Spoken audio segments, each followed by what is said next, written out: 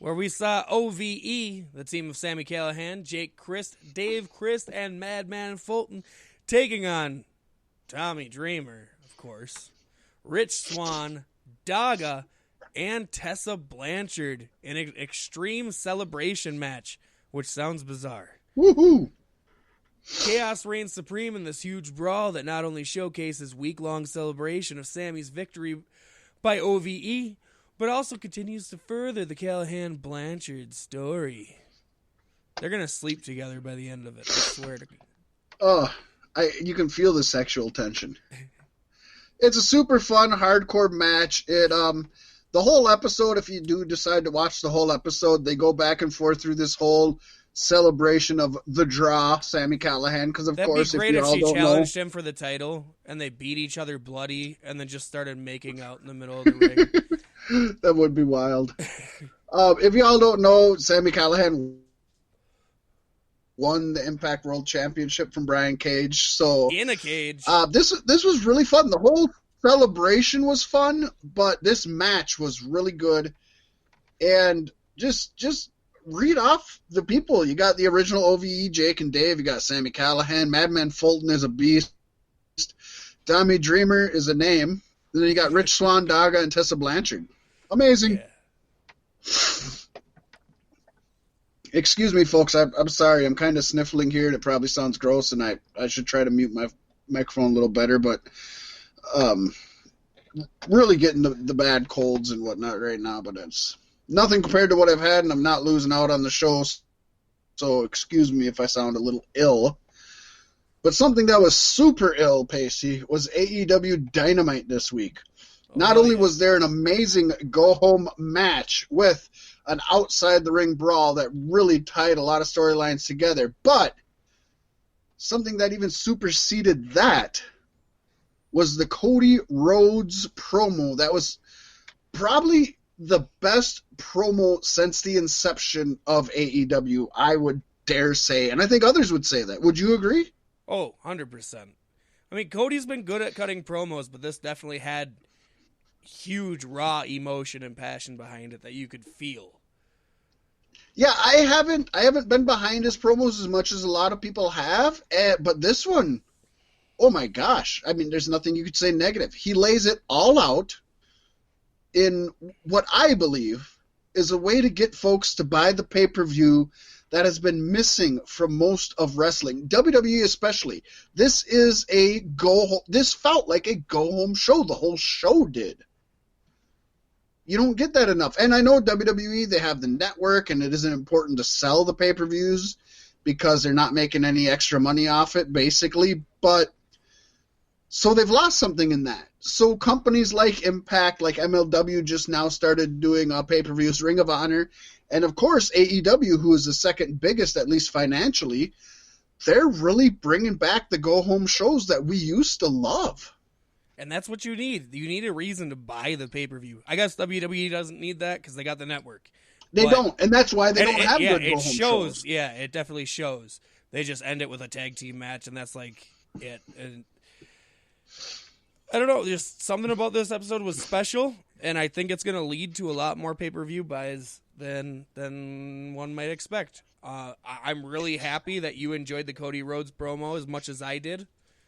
Not only you, but this promo got high accolades from The Rock, and what the fuck, Jim Cornette?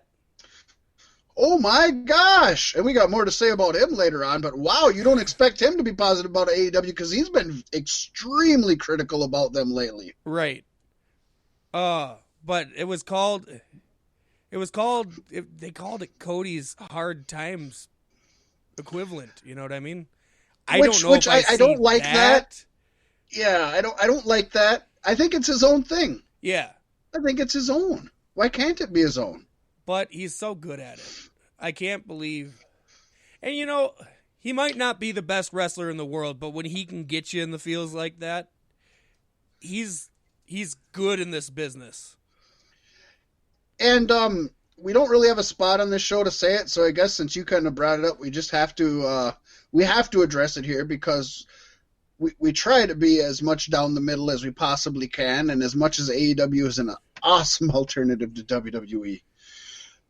We have to bring up the fact that you said, we hope it sells more tickets and more buys to their pay-per-view. This last AEW Dynamite, if you see screenshots and pictures from folks, ouch, they sold about a little over a half of their tickets for that show. There was a whole section that was taped off completely that was off camera. Yeah. And a bunch of other sections curtained I think off. a lot of their shows that the hard cam side, a lot of it is curtained off. And I'm hoping, I don't know, because I don't look at the number. I don't know. I don't have all the information. What I'm hoping is that they're gambling on bigger venues and they're not getting them, which is okay. That's not a bad thing. Not my philosophy. I agree with Paul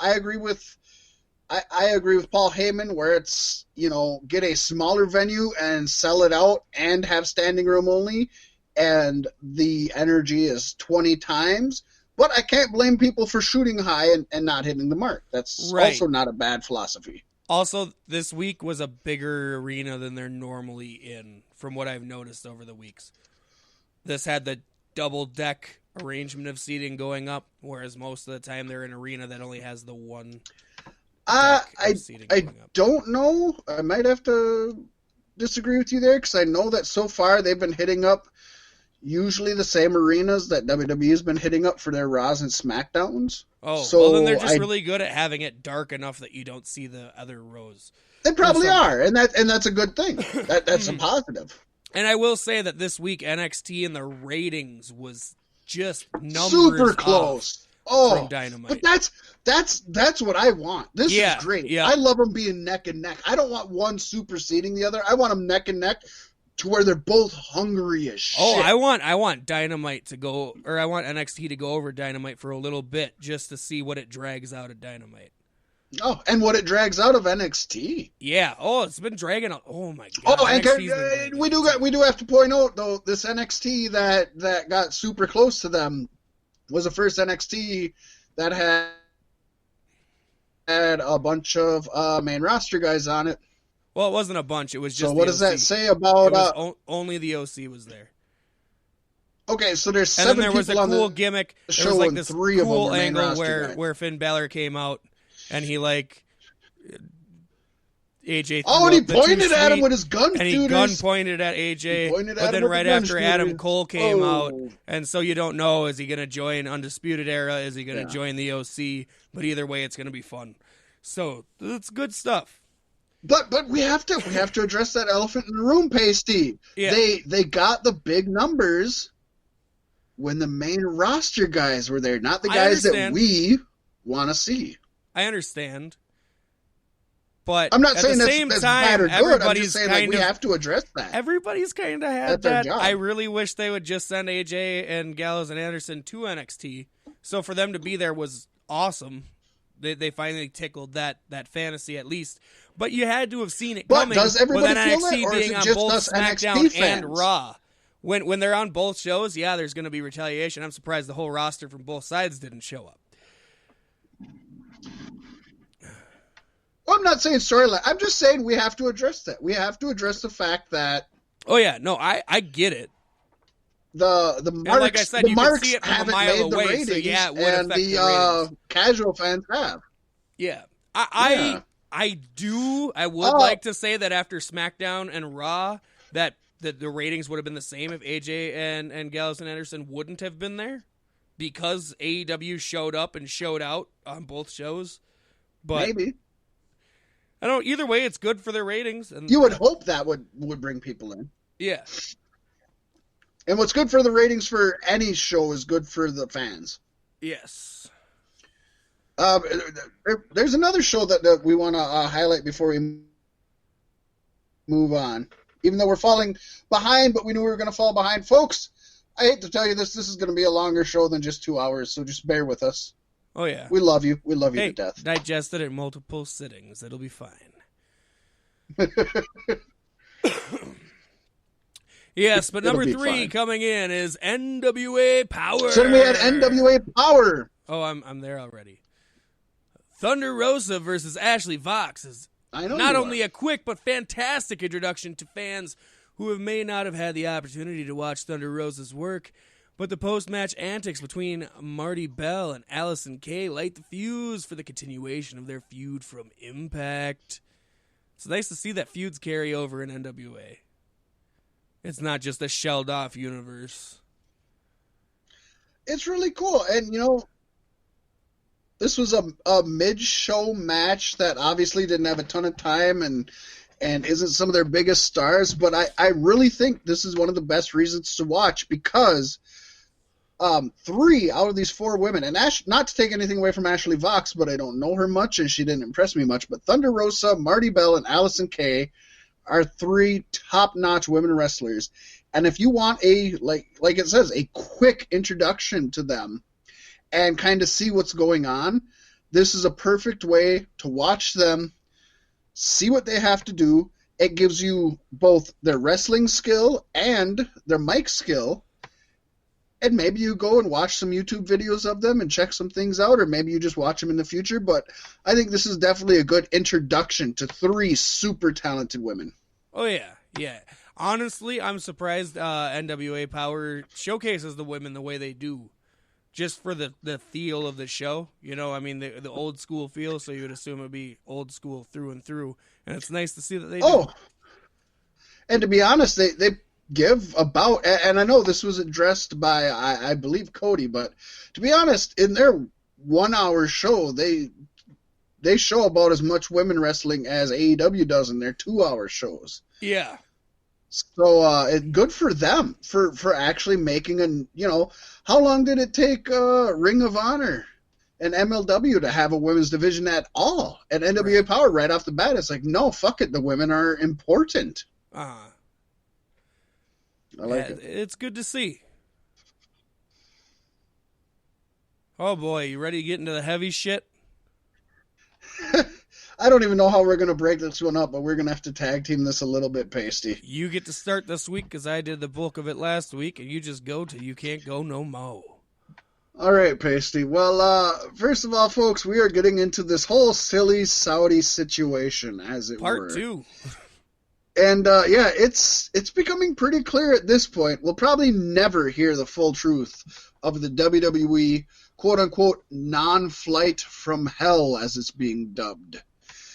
But it has developed dramatically in the wake of Crown Jewel this week, as we talked about last week, and obviously is continuing. We actually have more to talk about this week. So much more. We've already seen conflicting reports of why the majority of the traveling roster ended up effectively trapped in the country and then forced to endure a hellacious trip home. So, Paystee, if you got your button ready. Yes, indeed. Meltzer. Dave Meltzer has revealed on the Wrestling Observer that it seems the talent were lied to about the nature of the delay. Of course, our good Unky Dave says the stars were aware of an emergency summit between Vince McMahon and Saudi representatives, and that there was some conflict over money owed that led to the TV airing of the show going out 40 minutes late rather than live. And for as much as other people may argue this point, to me, if you're going to be 40 minutes late, you just wait and be 60 minutes late and call it an hour delay. But the fact that it's 40 minutes late makes me think that somebody was holding out, and then at one point somebody said, okay, now you can go, and they did it. Now, to be fair, that story fits the video posted on Facebook by former WWE Spanish announcer and current AAA employee Hugo Saniovic, in which he claimed that WWE talent was not allowed to leave Saudi Arabia because of a matter of $300 to $500 million that WWE was owed by the Saudi government. We touched on this last week, Paystee.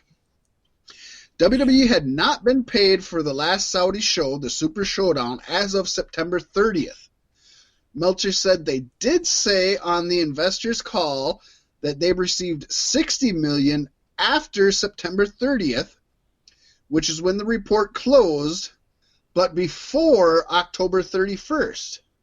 More specifically, it seems most folks are saying a couple hours before Crown Jewel actually aired, which would imply, it was being held off from being aired live